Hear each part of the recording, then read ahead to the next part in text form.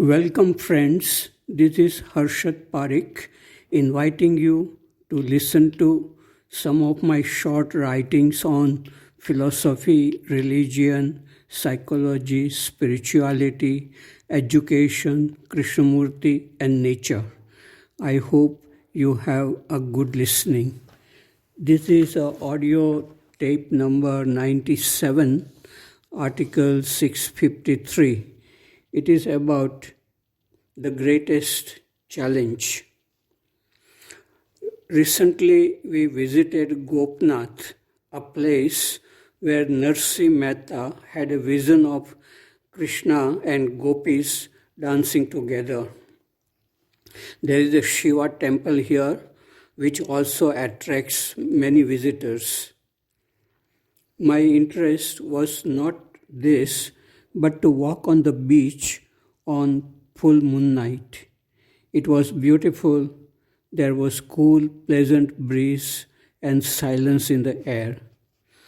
On the way to Gopnath, in a small town, Talaja, we visited a big new private school and talked with 40 teachers and their principal about Krishnamurti and education.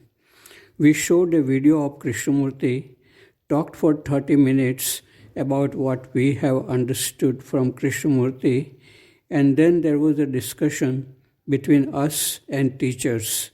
I also talked with students of class 8 for about 30 minutes.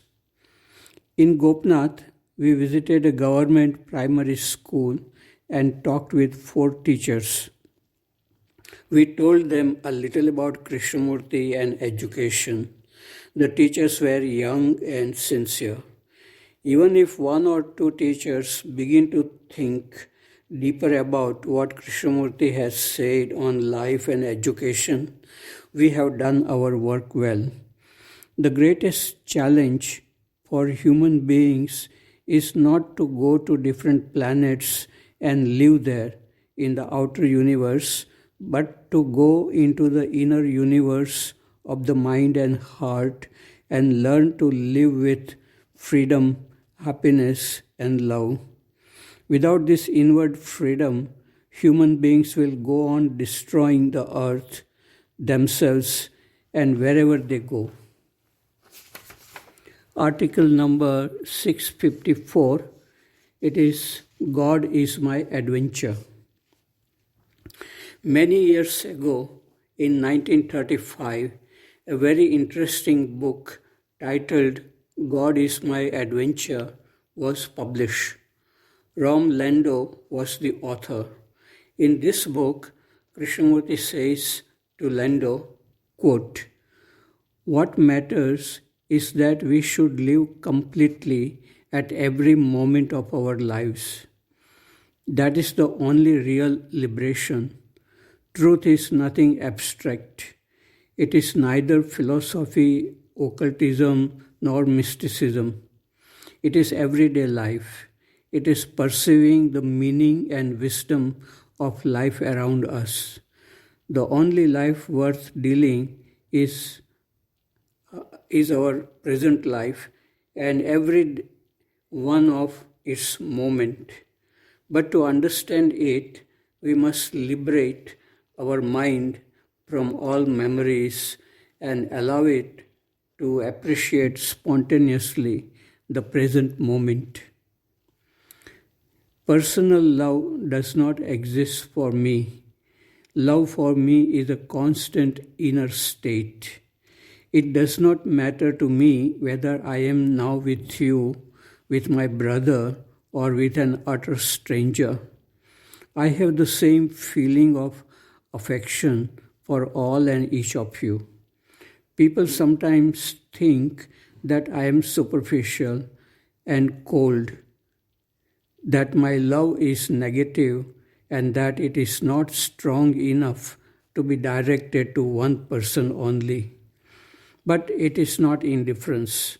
It is merely a feeling of love that is constantly within me and that I simply cannot help giving to everyone I come into touch with. Grief can no longer take possession of you when love has become the basis of your entire being. Unquote. Article number 655. It is about cleaning the heart and mind. We clean our house daily so that dust does not settle and insects do not destroy things in our house. In the same way, it is necessary to clean our mind and heart daily through meditation. Without this, life is meaningless activities leading to deterioration of happiness, love, and beauty with time. Article number 656. It is about concentration and attention. In quantum physics, an electron behaves both like a particle and a wave. The particle has a position. The wave has no particular position. It spreads over space. Only when a measurement is made, we know whether the electron behaves like a particle or a wave. This came to my mind when I just read something about concentration and attention spoken by J. Krishnamurti. Concentration is on some image or words. Attention has no image or words. Concentration is like a particle, known.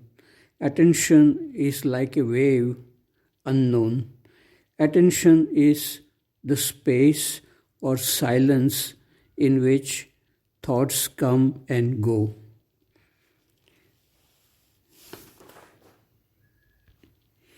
Article number 657. It is about religious conditioning. I saw Achyutji Patwardhan for the first time in November 1979 at Bangalore airport. We were traveling in the same plane from Mumbai. I saw him while we were collecting our luggage from the conveyor belt. He looked like a very intelligent, cultured gentleman. I did not know who he was at that time. Then, after a few days, I saw him again in the dining hall of Rishi Valley School. I asked a friend who the gentleman was whom I saw at Bangalore airport. I was told he was Achyutji, a freedom fighter, a well-known socialist leader, and one of the top members of Krishnamurti Foundation of India. After that, I walked and talked with him like a friend. He would keep his hand on my shoulder while walking. He did not behave like he was somebody important. One day, he was present in one of our staff meetings at Rishi Valley School. He talked about the problem of Hindu-Muslim in India. At that time, I was deeply attracted to Krishnamurti's teachings, which had affected my life at the core and shown a way of looking at people and nature without previous knowledge, without images.